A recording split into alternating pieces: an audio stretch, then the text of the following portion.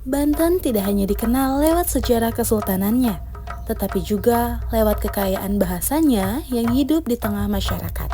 Dari pesisir Serang hingga pedalaman Lebak, bahasa dan sastra lisan menjadi bagian dari identitas budaya yang diwariskan secara turun-temurun.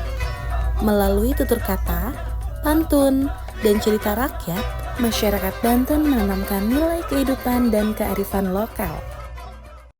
Secara umum, masyarakat Banten menggunakan bahasa Sunda dialek Banten dan bahasa Jawa Serang Cilegon dengan pengaruh kuat dari bahasa Melayu dan Arab akibat sejarah perdagangan dan dakwah Islam.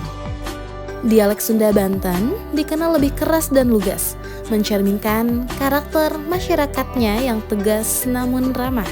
Sementara di daerah pesisir, campuran bahasa Jawa dan Melayu membentuk gaya tutur yang khas dan unik.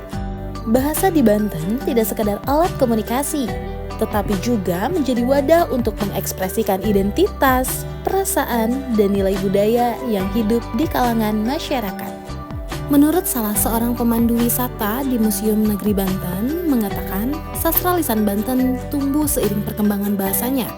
Tradisi seperti pantun, kidung, peribahasa, mantra, dan cerita rakyat menjadi media untuk menyampaikan ajaran moral dan sejarah.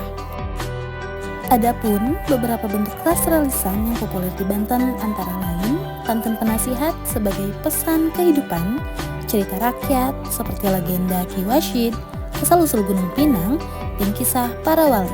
Dan yang terakhir yaitu tembang dan kidung adat yang sering digunakan dalam upacara tradisional. Melalui cerita ini, masyarakat diajarkan tentang kejujuran, kerja keras, dan pentingnya menjaga harmoni dengan alam. Namun, kemajuan teknologi dan perubahan gaya hidup membuat tradisi lisan mulai jarang ditemui. Anak-anak lebih akrab dengan media digital daripada kisah dari orang tua.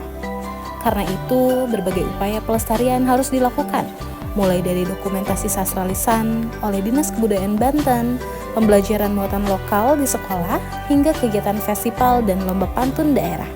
Selain itu, komunitas muda kini juga mulai memperkenalkan kembali sastra lisan melalui media digital dan konten kreatif. Bahasa dan sastra lisan adalah napas kebudayaan Banten. Melalui kata, nada, dan cerita, kita mengenal siapa diri kita dan dari mana kita berasal. Menjaganya bukan sekedar melestarikan tradisi, tapi juga merawat jati diri masyarakat Banten. Mari lestarikan bahasa dan sastra lisan Banten, warisan yang hidup dalam kata.